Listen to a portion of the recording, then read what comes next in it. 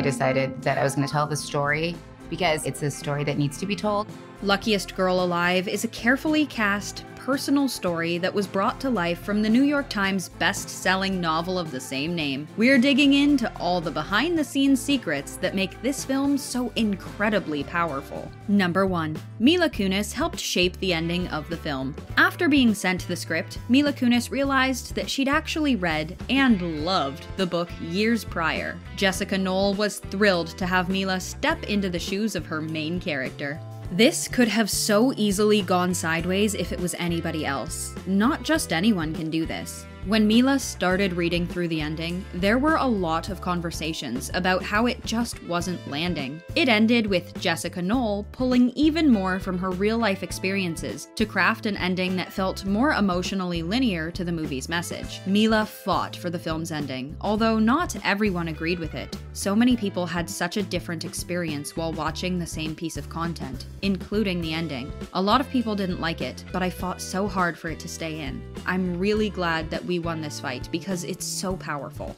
Number 2. Chiara Aurelia was stoked to collaborate with Mila Kunis. I was a huge Mila Kunis fan before I ever attached myself to the movie, obviously. I mean, everyone is. The two actors were extremely passionate about their roles and did a ton of Zoom meetings before the film even started shooting to go over their characters. She spent a lot of time kind of talking with me and talking about, mannerisms and the voice and the sound. And they really wanted to be on the same page about who Annie was going to be and how she would behave, not only with her actions, but with her voice and body language.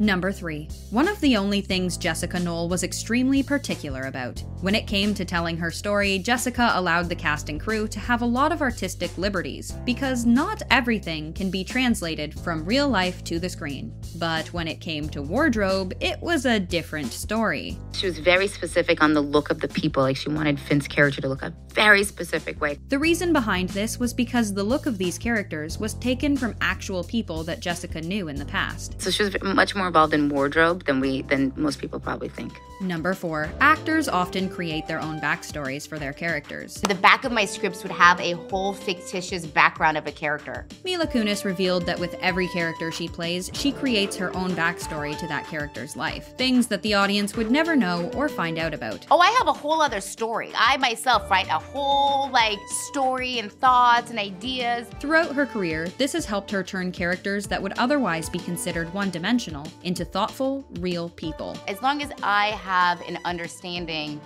of why they are the way that they are. I always thought the most vulnerable you'll ever see a person is from behind. Then anything is possible.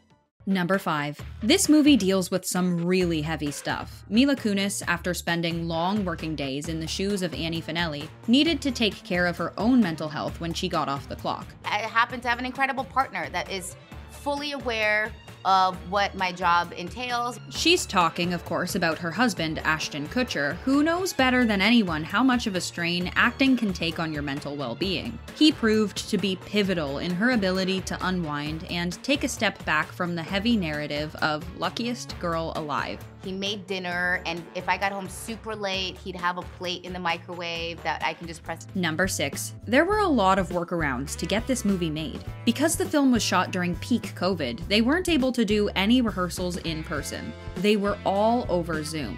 The movie was shot mostly in Canada, with the exteriors shot in New York, but getting into Canada at that time proved to be a major challenge. The only reason Mila got to collaborate with her co-star Chiara was because she was a producer on the film. I was able to watch the dailies every day, and so I got to see her performance and pick up on little things. The two of them hardly ever got to meet up in person because of the restrictions COVID placed on production. The easiest thing for her to do was bring those little things she saw in her performance into her own depiction of the character. Number 7. Jessica Knoll started writing this script in 2015. Being new to filmmaking at the time, she didn't expect there to be so many drafts. There are so many people who are a part of this project who need to be able to sign off it. She had to go from the director, to Mila Kunis, to the executives, and to the producers with each draft hoping for a green light. The hardest thing is throwing really good material away. Throughout the process, Jessica had to cut so much of what people would still consider a ton of great writing. Number 8. The comment that won everyone on over. Director Mike Barker, Jessica Knoll, and Mila Kunis all met for the first time on Zoom, as sort of an introductory call. It was basically a way for Jessica and Mike to decide if they wanted Mila to work on the project with them.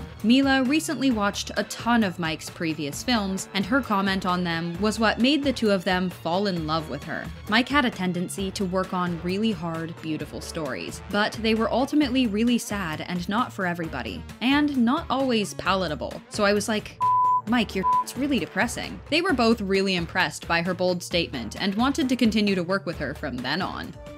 Number 9. Over 1,500 people auditioned to play the high school version of Annie. When Jessica Knoll saw Kiara's audition, she knew right away that she was the one for the role. I saw there was such a vulnerability about her that was so beautiful to me and so necessary for this character. But also, you could tell there was spunk there, which we needed this character very much to have. When Kiara landed the role, she had an introductory Zoom call with Jessica and Mila. She was absolutely terrified, but found the women to be so nice and supportive. They developed an incredible working relationship together throughout the duration of the film. Number 10. The process of bringing the character to the screen came with major changes. And the biggest thing that we had to do was to separate Jess from the character. When it came to writing the novel, Jessica Knoll mainly did that entire process alone. But when it came to creating the film, it was so collaborative that Mike and Mila ended up having major input on Annie's new character, and in turn, the ending of the film. As far as like what's the North Star for the character, it very much is the ending.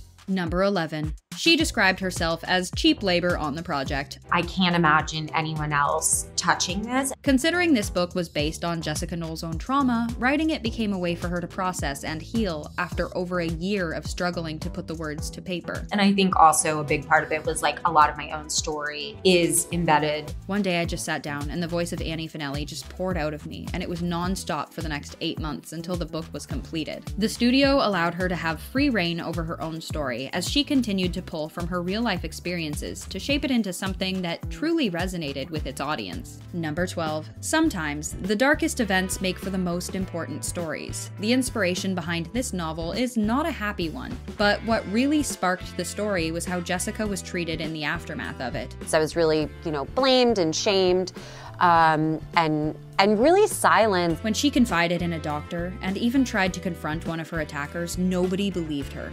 People just were like, no, it's just too complicated. This story was really important when it came to overcoming the silence that was forced upon her. That's not what happened. It was a party. It got out of hand. And continues to help thousands of people have the courage to share their own stories and process similar traumas they have faced. With an all-star cast, a dedicated crew and writer, the film Luckiest Girl Alive proves to be an incredibly successful, collaborative, personal narrative that speaks volumes to people who have often felt powerless when it came to telling their own stories.